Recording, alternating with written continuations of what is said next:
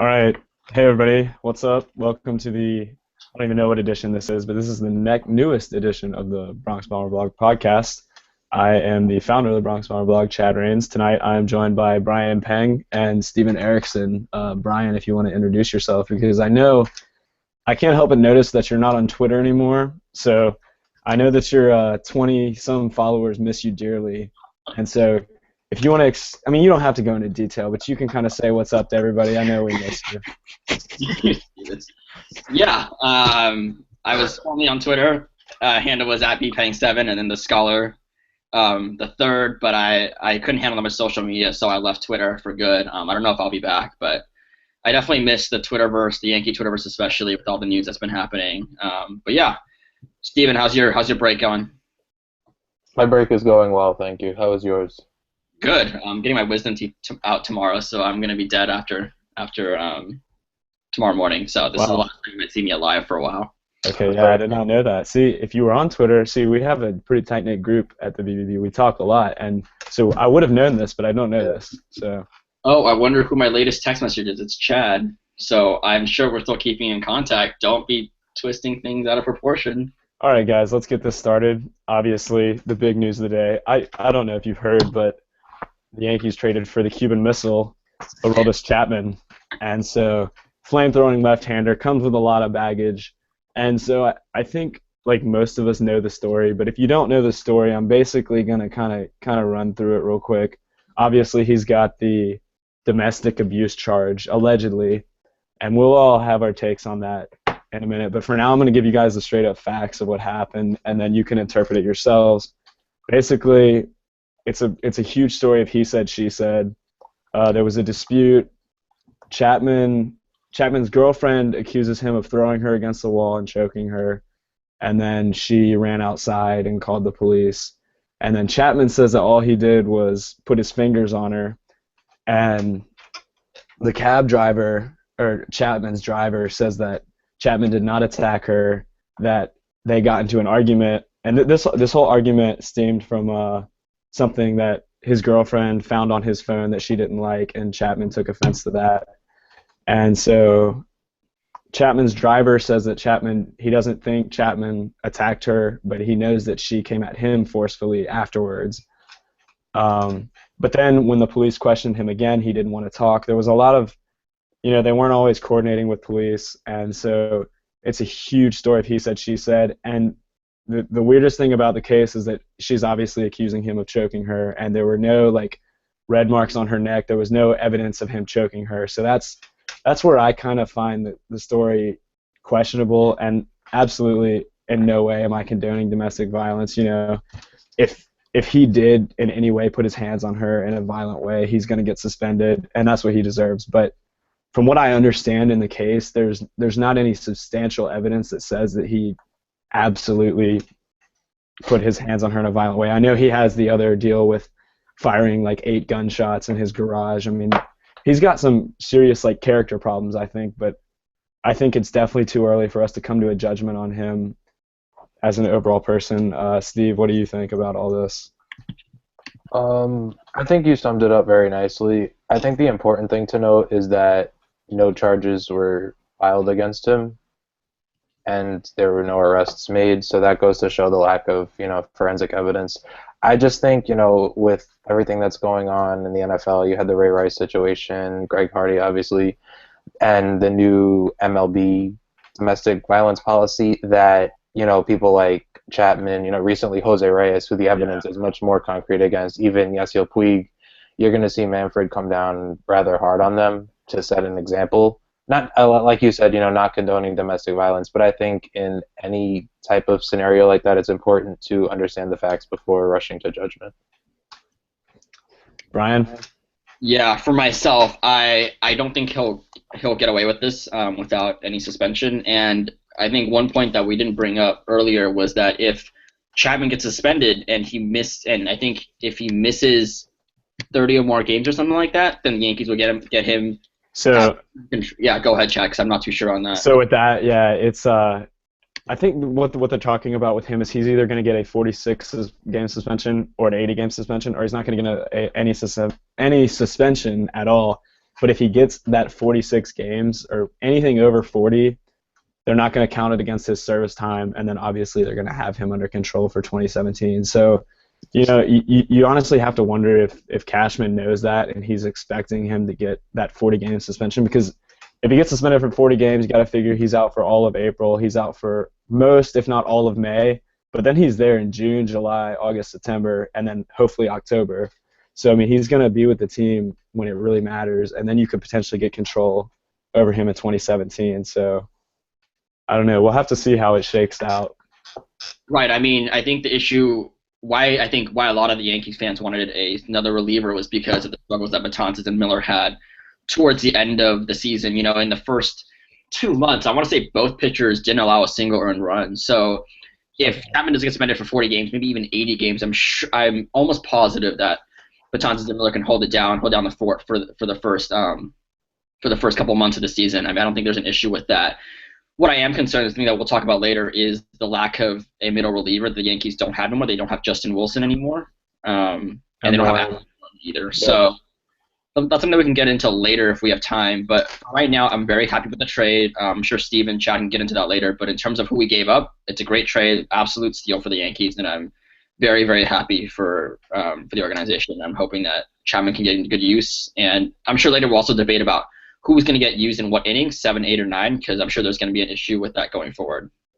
So we can, since we didn't exactly hit on the trade, I'm sure most of you guys know, but we can hit on it. The Yankees gave up right-handed pitchers Rookie Davis and Caleb Cotham, and then they gave up infielders Eric Jagielo and Tony Renda. And so if you read my my recap on it, I mean, it was a reaction piece, but it was more of a recap almost. The guy that they gave up that has the most value, obviously, is Rookie Davis.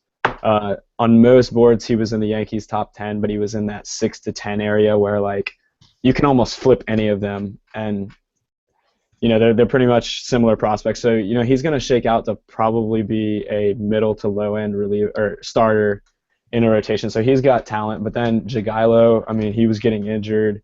He was inconsistent. They don't even know if he'll stick at third base. He might end up being a first baseman. Renda is just has no power, and I mean he's just organizational depth. I don't think anybody's gonna miss him. And then Cotham, he's a 27-year-old career minor leaguer. I mean there's not much to say about Cotham. We saw him this year, and he was not very good. So I don't think a lot of people will miss him either. Brian, what do you think about the trade again? You can reiterate. I'll pass it on to Steve actually, because he didn't get to talk about it yet. So Steve, go ahead. I know Steve's got a long rant coming, and it's positive for once. So let's hear it, man. Okay. Well, it just makes first of all, it makes the trade of Justin Wilson even more confusing, because if you still had Wilson in that bullpen, I mean, I know you have the whole lefty-righty thing, and Girardi loves messing around with that aimlessly for no reason, but that would have been a really nice, dominant 4 relievers right there. But obviously that's not going to happen. I'm very pleased with this move for Chapman, because it shows that, granted, although he might be suspended, all that's up in the air, it shows that the Yankees still, have the ability and the willingness to go out and get a big name and give off that perception that they care about winning again. And of course, the cost was minimal, as we already spoke about. And I got to give Brian Cashman credit for this, because he got arguably the best closer in the game for one of the worst relievers I've ever seen in my life and 3 other minor leaguers. So good for him. Caleb Cotham was awful. He was not good. Yeah. Yeah, he's I don't know. He never found any rhythm. I think he came from Vanderbilt, so he was highly regarded at one point, but 27 years old, I think. Probably glad to part ways with him. I don't know. What do you have anything else, Brian? No. I think we can transition to the question of who you guys think should pitch the 7th, 8th, and 9th innings. I'll answer that for myself first. I don't see Betances moving out of the 8th inning. I also don't know if Miller would be cool with pitching the 7th inning, or whether it'd be more of a matchup scenario where both Miller and Betances would get, I guess, part of the 7th and all of the 8th, and maybe it wouldn't be such a 7, 8, 9 set role. But I have a problem. I don't know if Miller will be comfortable pitching the seventh inning so early on in the game, and I don't really see. But the things I also don't see is Chapman pitching anywhere other than the ninth inning. So if I had to guess, I would guess that it'd be Miller, Betances, Chapman. What do you think, Chad? So I know when Cashman went out and signed Andrew Miller last season to that 4-year contract, pretty expensive Yeah. contract for a reliever. Yeah. Miller came in with no intentions to close. He didn't really know what his role was going to be, and he's a team guy. He always says that he wants to pitch in the best spot to help the team, which is obviously what you want him to say.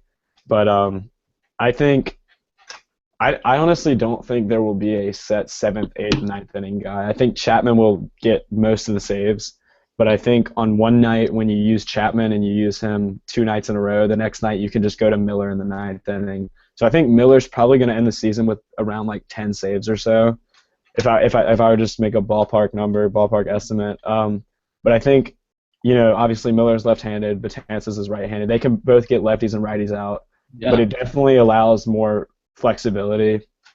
And no one's to say that they'll all three pitch in the same game every night. Obviously, they're not going to pitch every night. And I think as often as he can, he's going to pitch all three of them because if you can shorten the game to 7 innings, that is just absolutely beautiful. Yes. And so, I don't know. I think Chapman will get most of the saves, and then Miller and Betances will pitch the 7th and 8th, and they'll just kind of mix and match. What about you, Steve? I think it's contingent on the suspension. Like you mentioned Miller getting 10 saves. I think it depends on Right. what Chapman's suspended for. Actually, yeah, I actually didn't keep that in mind, but I know you wrote your piece on how you thought Miller should keep the closer job, so you can elaborate on that. Yeah, I don't. I just feel like if it's not broken, don't fix it. Andrew Miller won the Mariano Rivera award for the best reliever in the American League last season. He was dominant, only blew 2 saves. Took him a while to even blow 1 save. Had he not missed a month, I think it was in June he got injured, early June for about a month, he probably would have had, maybe 10 more. I mean, he just showed outright dominance, filthy. And I just feel like he proves he can excel in New York, which, as we know, not all athletes can. Chapman seems like he's a head case. I don't want to make judgments about him, but that being said, I understand the stature of him, but I feel like Miller's already established that he should be the closer, and like I said, if it's not broken, don't fix it.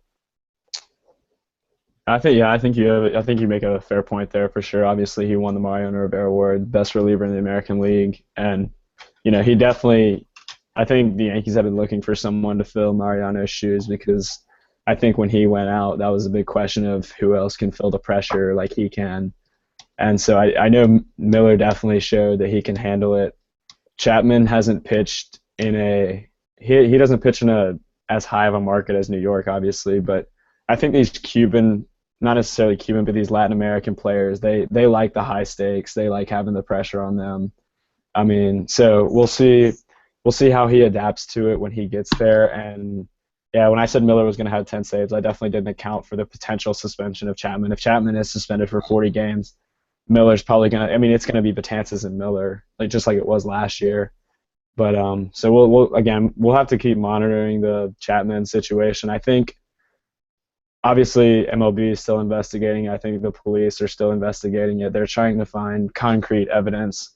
And so I'm honestly not going to be surprised by any suspension. I'm not going to be surprised if it's 40 games, if it's 80. I'm not going to be surprised if he doesn't get suspended at all. I think just for justice purposes, I think he probably should get suspended because if you let him off easy, I think it's a bad look for for MLB as a whole and as the Yankees. So I do expect him to get suspended for a little bit, but again, pure speculation, and we'll see what happens. Yeah. Anything else to add? We can move on to the next topic, which I think we can touch upon what you think is now the need for the Yankees starting pitching or the outfield. I think going into the offseason, that was always the need, but after they treated Wilson and Warren, it was I think most of us had the mindset that, wow, I think we really do need a 7th inning guy, or else potentially that could be an issue bridging the gap between the starters and the bullpen. But now that we have Chapman, if he's not suspended or he's suspended a minimal amount, then that issue is pretty much solved. So now going forward, I don't agree with that. do you think we still have a problem with the bullpen? Well, yeah, because you have three amazing relievers and nothing else. You have Chase and Shreve. Who knows what he's going to be? I mean, he became like waving the white flag when you brought him in at certain points in August and at the end of the September. year, absolutely. You Yeah. have the likes of Brendan Pender, Nick Goody. I don't want to see them pitch. I think you still need a reliever, and then you don't know how long Chapman's suspension is, so then you could potentially again be down to two good relievers, and then a clown show, which is what I like to call it. They need at least one more reliever, I would say. Okay. Chad, what's your take on what Steven just brought? Which I think is a totally valid point. I don't agree necessarily with it, but Yeah, I mean, I think he definitely brings up a valid point. I mean, obviously we've got the best three relievers in the American League. I mean, the best three relievers in baseball. You can argue all pitch for the New York Yankees. You got Wade Davis and Kimbrel. I think I they would have take Wade Davis over Wade Davis. No. But definitely three of the top like 5 or 6 guys are on one team, which is just absolutely unbelievable. But like Steven said, the bridge to get to them, if you can't get all that length out of the starting pitching, which we know is a problem in 2015, yeah, like Steve said, you've got Shreve, who I'm expecting Shreve to bounce back just because of how he was absolutely stellar in the first half, and then the second half he definitely fell off. He couldn't throw strikes at times, and I think he just lost his confidence. So we'll have to monitor his development next season, but I hope he gets back to what he was, and then I think getting another solid relief pitcher is definitely going to go a long way. Otherwise, there's going to be that minor league revolving door that we saw last year. Yeah. Do you guys know when the suspension might be announced? Because that's going to affect the timing of when we can, if we can sign another guy or trade for another middle reliever. I honestly do not know, and I don't think anybody really knows. But I would say probably at some point, either around spring training. I would say. I think but we'll see. I mean, I don't know. Okay, so I guess moving on, like I don't know, like the more pressing need, left field, or I guess the outfield or starting pitching. Steve, do you want to start us off? I think you could address the two main needs with one trade. I've been calling for Brett Gardner to be moved for quite a while now. Mm-hmm. I think that he's really the only movable piece that you truly have aside from, Miller, but that would be complete and utter stupidity to trade Miller at this point. I would try and move Gardner for a starting pitcher. I don't have any names right now, but I think maybe Gardner, throw in Ivan Nova because I couldn't imagine anybody wanting him in the first place. Maybe add him in along with some other low-level minor leaguers, try and get a serviceable starter because – and then, obviously in my ideal world I would sign Upton. They won't do that. If they were to trade Gardner, it would probably be Hicks who gets the starting job in left field, which that would be interesting. But as far as starting pitching, something needs to be addressed because everybody in the rotation is either injury-prone, inconsistent, or both, aside from Severino. And Severino, he's only going to be, I think, 22 next year. Yeah, they said Severino might have an innings limit. Oh, yeah, so. That's him. But yeah, the starting pitchers of the Yankees they're definitely, I think their rotation is like solid enough to get by, but that's it because they showed that it was comparable to the Royals, but at the same time, with all the injury-prone guys like Sabathia, I mean, we have no idea what kind of pitcher Sabathia is going to be when he comes back. Mm-hmm. Pineda, from year to year, he always seems to have arm issues, which is unfortunate because I think he's got great stuff, but he just can't seem to stay on the field. Tanaka, everybody always says it's only a matter of time before his arm falls off, and I think Yankee fans are just crossing their fingers every time he throws a pitch, or every time he spikes a splitter. We're always kind of grimacing, but I don't know. I definitely think you could move Gardner. I think Gardner has a lot more value than people think. I don't think you can get a stud starting pitcher without including some prospects, but I think Gardner is a valuable commodity that teams are going to want just because he's got the speed. He's got a decent arm in the outfield. He's just a solid player. He's a movable player, and I think if you're going to trade Gardner, now's the time to do so. So we'll see. Again, I mean, I keep saying it, but we'll see what happens because we're just speculating on. I will say I don't think Cashman's done. I think he's got a little bit more on his hands. But I mean, there's a lot of free agents still available. I think there's a lot more offseason to be done before we get to spring training. Yeah, at the winter meetings, I know after the Wilson trade and Yankee Twitterverse definitely blew up about that trade because that didn't really make sense. I was thinking that they would flip those prospects that they got for another either someone in the outfield or a pitcher, and that hasn't happened so far. So I'm wondering if what Cashman said was actually reflective on the Chapman trade, whether or not that's what he meant by "I'm not done yet," or whether he actually has something else up his sleeve, because the Yankees still have holes, and if they want to be a contender past like the wild card stage or whatever, they definitely need to get a couple more pieces in. So I think we're all hoping that Cashman continues on the right trend, because he's definitely gone on the right path this offseason. So I'm very glad he's made those moves. So I'm hoping that he continues those good moves and fills the holes that the Yankees need. Yeah, Cashman said he's been on Chapman. Obviously they tried to pursue him at the trade deadline, and then they tried to pursue him before the Dodgers got him. Mm-hmm. And then the price went down so far that you had to get him, and I don't think anybody can fault him for that. I think we're going to transition now into a time where we're going to answer some questions that people tweeted us. We actually got some pretty fun questions. We'll start with we kind of already hit on it, but at JetsFan29 asked us, will the Yankees address the starting rotation? I'll just go quick. It's not going to shock me if they don't, if they roll with what they have, because they do have 6 arms that are vying for 5 spots. And I think if you go out and get a starting pitcher, you're going to have to trade a starting pitcher, which I definitely think they're trying to move Nova. I think Joel Sherman tweeted that they're shopping him and they're not getting any shocking. Surprise. Yeah, they're not getting much for him. So I don't know. I think they're going to try to address the starting pitching, but if they don't make any notable moves other than minor league deals, it won't surprise me. Brian?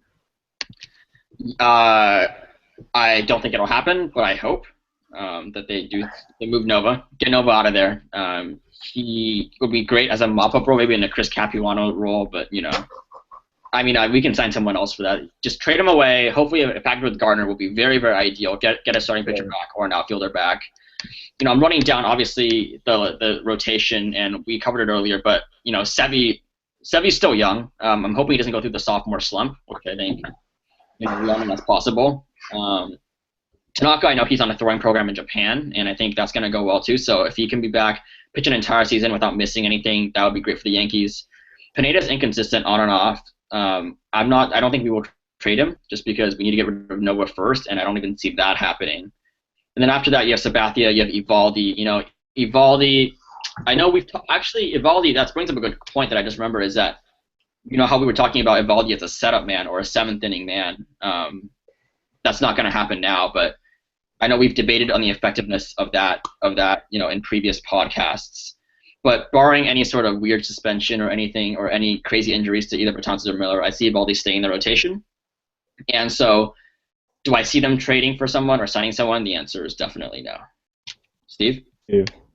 Yeah, basically, I don't see them doing anything significant as far as the rotation is concerned, as much as I would like them to. I think Nova, they seem to have these love affairs with certain players who are just awful. Like Sergio Mitre always comes to mind, Steven Drew last year, and Nova's another one. I mean, Nova's been on the team for 5 years now, and he hasn't been good. I don't know why they don't good. He's bad. He had one decent year. He's just incredibly inconsistent. But yeah, last year he was just not good. All right, we're gonna go to the next question. @_Sunny tweeted us a very fun question to answer. It says, what's your thoughts on the Yankees going after Strasburg and Harper in 2017? So I'll start really brief. I don't think anybody's getting Harper in 2017 because, if the Yankees want to get Harper, they're going to have to give up Judge, Bird, Severino. They're probably going to have to give up all 3 of those guys to get Harper, because he's definitely one of the top 3 bats in the league. But as far as Strasburg goes, I think the Nationals are definitely going to be open to trading him, because they're still looking at possibly trading for more starting pitching or signing more free agents. So I think Strasburg, potentially the Yankees could go after him, but I don't see them getting any of them. But the next question that we're going to hit on, I think we're definitely going to talk about Harper even more. So, Brian, what do you think about Strasburg and Harper in 2017? In 2017, no. I'm very, very excited to see the opportunity of Harper coming to New York, and I think that's inevitable. Hopefully that'll happen. I'm also very excited to see, hopefully, Matt Harvey, who could potentially come to New York in the next couple of years. I don't know when he's in free agency, but is Harper in 2018 as well? Or no? 2018. We'll talk about that in a minute. Yeah. Okay. So let's just move on to the next question because that's right around what we're talking about. So Chad, do you want to go ahead and read off the question? All right. Yeah, I'll read off the question and then I'll let Steve hit it first. This one is very fun. Hold on, let me get to it. All right. At Tyler Hewitt tweeted us, which players should the Yankees sign in 2018 free agency? And this class is just absolutely ridiculous. I'm going to read out some of these names just so you guys have a general idea of who is going to be a free agent in 2018. Sorry. So there's 3 former MVPs: Bryce Harper, Donaldson, and Andrew McCutchen. Cy Young, Dallas Keuchel, Manny Machado, AJ Pollock, Michael Brantley, D. Gordon, Adam Jones, Nelson Cruz, Hunter Pence. Couple aces: Jose Fernandez, Matt Harvey, Shelby Miller, Garrett Richards, Jose Quintana, and Adam Wainwright. I think I had something else pulled up. I think Kershaw might be at either 2019 or 2018, but I think it's an opt-out clause. So he probably won't be there. And then the relievers that are going to be available are Craig Kimbrell, Trevor Rosenthal, and Andrew Miller, most notably. So, Steve, what do you think the Yankees will do in 2018? I know it's far out, but... Yeah, it's definitely far out, but I guess I'll pick one bat and one pitcher just to keep it brief. Definitely, but you got to go for Bryce Harper. I mean, he just wants to be a Yankee. You can tell he's dying to come here. And I'll go for Matt Harvey too. Actually, I feel like Matt Harvey has the makeup to really succeed here. He's doing it across town. I feel like he wants to be a Yankee as well. You know, grew up a Yankee fan. I'll go for those two. Brian? Okay, I'm going to just do something different just to change it up. I like Andrew McCutchen. Speedy center fielder. You know, I don't know when Ellsbury's contract exists or if Gardner will even be on the team then, but McCutchen would be a good fit. I like his speed. I like his power. I think someone like him would do well in New York. In terms of pitching, man, absolutely Harvey. He's shown dominance. He's done well in the playoffs. He has that experience, and he's still young. He's got that fresh arm. Definitely have to go after him. So also Jason Hayward has an opt-out, and then David Price has his opt-out. I don't think that's very realistic that the Yankees will go after him. And then Kershaw does have his opt-out that year. So I mean that class could be absolutely historic. But I'm gonna have to go with Steve here. I think the Yankees will go after Harper, and I think that is going to be an absolutely monstrous deal. I mean, we're talking $400 million. He could be the first guy to get $400 million. Oh my God! And I mean, that's just going to be ridiculous if that happens. And I will say, I think the Yankees are slowly preparing to do that because they're not signing Upton, they're not signing Jordan Zimmerman, who we thought maybe they might go after. I think they're working on shedding salary, which obviously A-Rod will be gone, Sabathia, Teixeira, basically every big contract that the Yankees have other than Ellsbury, and I think that maybe McCann will have one more year. I think. But Ellsbury, McCann, and then there's a couple more that I'm not hitting. They'll be off the books, and then I think Harvey will also be a target for them because I think he's playing for the wrong team in New York. I think Harper and Harvey both want to be Yankees, and I will love to see the day when that happens. Okay. Harper will only be 26 as well, which is my number. 26, yeah, that's insane. I also love to see the Yankees look for or sign Dallas Keuchel, who. Yeah. He will be. I swear to God, if he ends up in the American League East, he will eat us alive every single time out. Oh, of course. Yeah. And the Yankees do need a left-handed pitcher that we haven't had one in a long time that's dominant. So that'd be good. Other than CC, Well. For a couple of years. All right. And then the final topic we're going to hit on tonight, we're going to end it with a little funny situation. Former Yankees pitcher, know him very well. He's a very likable guy, Brandon McCarthy. Pitches for the Dodgers now. He went on. So the Dodgers signed Scott Kazmir today, and so they now have 5 left-handed pitchers in their rotation along with McCarthy. So they have 6 guys vying for 5 spots. And McCarthy tweeted to the Dodgers that he was going to file a grievance against them for handism. So he thinks that he thinks they have a beef against right-handed pitchers, and I mean that might be the case. I don't know. What do you guys think? I love Brandon McCarthy. When I was on Twitter, I followed him. When I was on Twitter. Yeah, keep laughing at how I'm not on Twitter anymore. Tweeted on December 23rd. I saw this one too. It said ESPN visitor, "Hey guys, where's the bathroom?" Ron Jaworski replies third door on the right. Broussard replies second door on the left, and the visitor pisses his pants. So it's just to poke fun of ESPN. Yeah. I guess they're incompetency or whatever.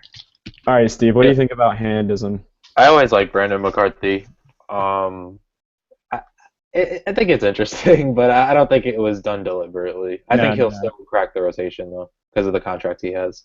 Yeah, I don't think. Obviously, he was joking, but the lefties they have, they're Alex Wood, they have Ryu, obviously Kershaw, Kazmir, and Brett Anderson. So, yeah, they've got a good rotation again as always, and that should be interesting. Obviously, he's not going to actually sue them, but I just thought it'd be fun. I just thought it'd be a funny way to end this. Brian, you can wrap it up. You can get the honors. Well, thank you guys for joining us for, I want to say it's the 7th or 8th edition of the Bronx Bomber Blog podcast. Merry Christmas to everyone who celebrated it, and also Happy Holidays, Happy New Year. New Year's Eve is tomorrow, so I hope everyone has a fun and safe time. I'll be on my bed with my wisdom teeth out, so yeah, gotta be cool. I think this was a successful podcast, the last one of 2015. Yeah, absolutely. Obviously, we have one more month until baseball. January, there's no baseball, but then February will be here, and the pitchers and catchers will report. So I think we should give that a round of applause. All right. Well, for Chad Rain, Steven Erickson, and myself, we're signing off from the BBB podcast. We'll see you all in 2016. Happy New Year, everyone. See ya.